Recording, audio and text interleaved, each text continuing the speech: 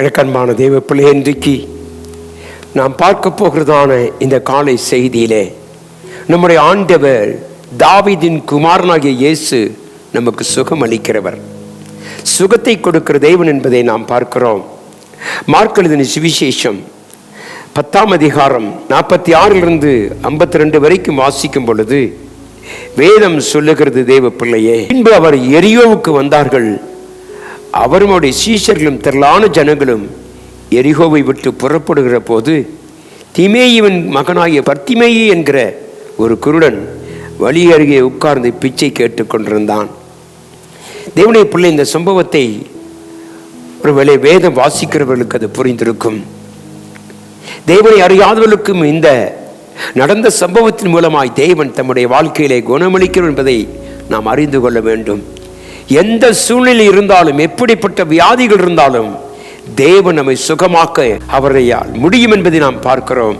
எனக்கு அன்பான தெய்வ பிள்ளையே, இந்த பர்த்திமேயு என்ற வார்த்தைக்கு அர்த்தம் ஹானரபிள் மேன், அதாவது மதிப்புக்குரியவன், உயர்ந்தவன் என்று சொல்லி பார்க்கிறோம். ஆனால் இவனுடைய வாழ்க்கையின் பெயருக்கு தகுந்த விதமாக இவனுடைய வாழ்க்கை அமையவில்லை. சிந்தித்து பாருங்கள். இன்றைக்கு இவனுடைய வாழ்க்கையிலே அப்படிப்பட்ட ஒரு மகிமையான ஒரு சம்பவத்தை அவன் அனுமதிக்காமல் பல வருஷங்கள் வாழ்ந்தான். வேதத்தை வாசிக்கும் பொழுது நாம் அறிந்து கொள்வோம், நம்முடைய பெயருக்கு தக்க விதமான சில வாழ்க்கை நமக்குள் இல்லாமல் இருக்கலாம், ஆனால் அதை மாற்றி கொடுக்கிறவர் கர்த்தர். ஆகவே இவனுடைய பெயருக்கு தகுந்த விதமாக இல்லாத மாத்திரமல்ல, இவனை யாருமே மதிக்கவில்லை. காரணம் என்ன? இவன் ஒரு குருடன். இரண்டாவது, இவனுடைய வாழ்க்கையில் எந்த நன்மையும் இல்லை. ஆகவே இவனை யாருமே அவன் மதிக்காத ஒரு சூழ்நிலை. இவனுடைய ஊரை குறித்து சிந்தித்தோமானால், இவன் எரிகோவிலே வாழ்ந்து கொண்டிருக்கிறான். சபிக்கப்பட்ட பட்டணம், திருடர்களின் பட்டணம், வேசிகளின் பட்டணம், இப்படி அநேக காரியங்கள் அந்த எரிகோவை குறித்து சொல்லப்படுகிறது. இப்படிப்பட்ட பட்டணத்தில் தான் இவன் இயேசுவை நோக்கி கூப்பிடுகிறான். நாம் வாழுகிற உலகம் எப்படிப்பட்டது என்றல்ல, நம்மை தேடுகிற தேவன் யார் என்பதை அறிந்து கொள்ள வேண்டும். தேவனுடைய பிள்ளையே, அவனுக்கு 2 காரியம். ஒன்று, அவன் பார்வையற்றவன், ஆனால் கேட்கும் திறன் உள்ளவன். ஜனங்கள் அங்குமிங்கும் ஓடிக்கொண்டிருந்த பொழுது அவன் கேட்கிறான், ஐயா, இங்கே என்ன நடக்கிறது? யார் வருகிறார்கள்? ஏன் இந்த ஆரவாரம்? எதற்கு என்று சொல்லி அவன் கேட்டான். ஆனால் அநேகர் அவனை அடித்து அவனை குறித்து கேவலமாய் பேசி அவனை தடுத்தார்கள். ஆனால் இயேசு வருகிறார் என்ற கேள்விப்பட்ட ஒரு செய்தி அவனுக்கு ஒரு மாற்றத்தை கொண்டு வந்தது. இன்றைக்கு நான் இயேசுவை சந்திக்காவிட்டால் இனி என்றைக்குமே வாழ்நாள் முழுவதும் குருடன் என்று நினைத்தான். இந்த இயேசுவை மட்டும் இன்றைக்கு நான் சந்தித்து அவ்விடத்தில் நான் போகாவிட்டால் என் வாழ்நாள் முழுவதும் ஒரு இருண்ட வாழ்க்கை என்று சொல்லி அறிந்து, யாருடைய தடையும் அவன் பார்க்காமல், யார் என்ன சொன்னாலும் சரி அதை கேட்காமல் அவன் கூப்பிட்டான், தாவீதின் குமாரனே, எனக்கு இறங்கும். எனக்கு அன்பான தெய்வ பிள்ளையே, உன் வாழ்க்கையிலே சுகம் இல்லாமல் அலைந்து கொண்டிருக்கிறாயா? பலவிதமான ஆஸ்பத்திரிகள் போய் பலவிதமான வியாதியஸ்தர்களோடு இருப்பதைப் போல நீயும் வாழ்ந்து கொண்டிருப்பாயனால் இந்த பர்த்திமேயை போல கூப்பிடுவோம், தாவீதின் குமாரனே, எனக்கு இறங்கும்.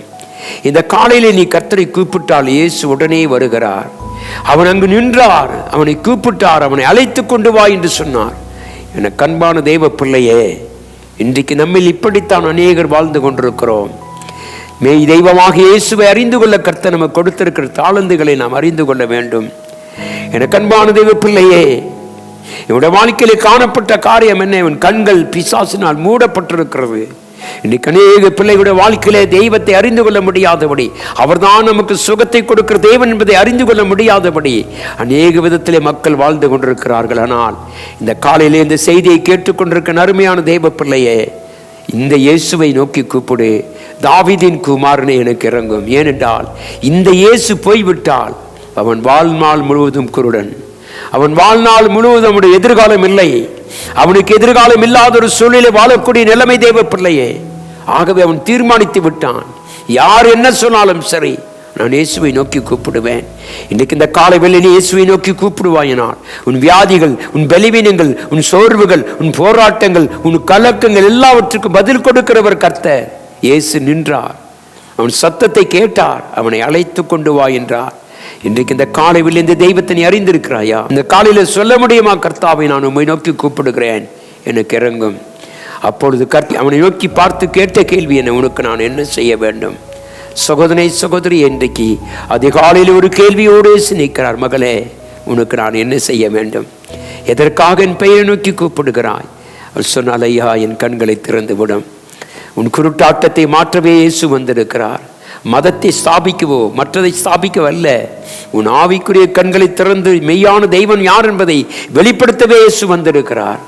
இந்த காலை வெள்ளை இந்த செய்தியை கேட்டுக்கொண்டிருக்க அருமையான தெய்வ பிள்ளையே, கர்த்தர் உன்னை ஆசீர்வதித்து உன் கண்களை விடுவித்து உன்னை ரட்சிக்க கர்த்தர் விரும்புகிறார். நாமும் சேர்ந்து கூப்பிடுவோம், கர்த்தாவே எனக்கு இறங்கும் என்று சொல்லி. அப்பொழுது உன்னை ஆசீர்வதித்து கனப்படுத்த அவர் ஆயத்தமாக இருக்கிறார். கண்களை மூடி ஜெபிப்போம். கிருபையுள்ள நல்ல ஆண்டவரே, இந்த அருமையான கர்த்தாவை காலை வேளைக்காய் உமக்கு நன்றி. நீர் ஆண்டவரே எங்களோடு கூட கர்த்தாவை பேசி கொண்டிருக்கிற இந்த ஜீவ வார்த்தைகளுக்காய் ஸ்தோத்திரம். ஆசீர்வதியும் கர்த்தாவை மகிமைப்படுத்துவீராக. இந்த நாளிலே உமது பிள்ளைகளாகிய நாங்கள் இன்னும் அதிகமாய் நெருங்கி ஜீவித்து ஆண்டவரே உம்மை மெய்யான தெய்வம் என்று அறிந்து கொள்ள நீர் எங்களுக்கு உதவி செய்ய ஜெபிக்கிறேன். உடைய ஜீவ வார்த்தைகளுக்காய் ஸ்தோத்திரம். ஆசீர்வதியும் மகிமைப்படுத்தும் பாதுகாத்தலும் இயேசு கிறிஸ்துவின் மகிமையுள்ள நாமத்தில் ஜெபிக்கிறேன் எங்கள் அன்பின் நல்ல பிதாவே, ஆமென். தேவன் தாமே நம் அனைவரோடும் கூட இருப்பாராக. ஆமென்.